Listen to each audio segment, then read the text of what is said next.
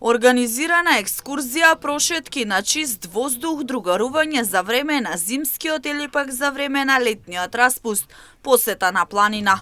Ова беше вообичаено на времето, велат повозрастните штипјани кои се сеќаваат како некогаш заедно со нивните другарчиња оделе на планина, се сместувале во домови, биле дел од екскурзии и времето заеднички го поминувале и за време на зимскиот распуст.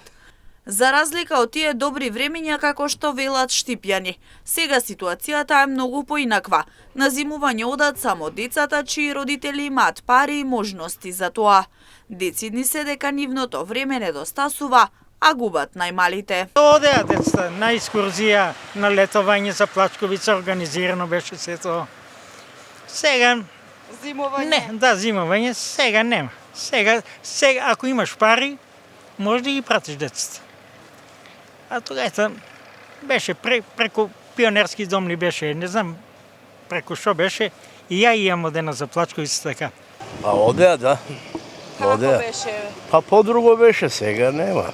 На Плачковица има? Одеа, имаш, одеа. Сега? Нема сега, не. Како да не постои тоа више. Јас имам внуци, моментално днес. Што да кажам, за другите не знаем. Ги почитувам младите, нека се одат, тоа е... Да. На Плачковица, детско одморалиште на Голак во Делчево, биле само дел од локациите кои се посетувале некогаш. Денеска штипјани велат дека не знаат во каква состојба се наоѓаат детските одморалишта, иако дел од нив се песимисти и сметаат дека не се во добра состојба. Кој знае тоа, само со хеликоптер треба да идеме до таму.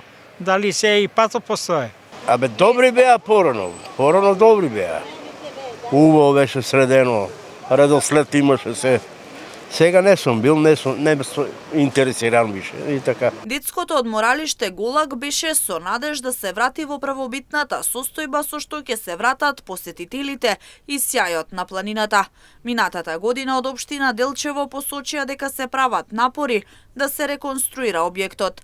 Прашавме каква е моменталната состојба на детското одморалиште и докаде се активностите на терен, при што истакнаа дека одговор ќе има наредната недела.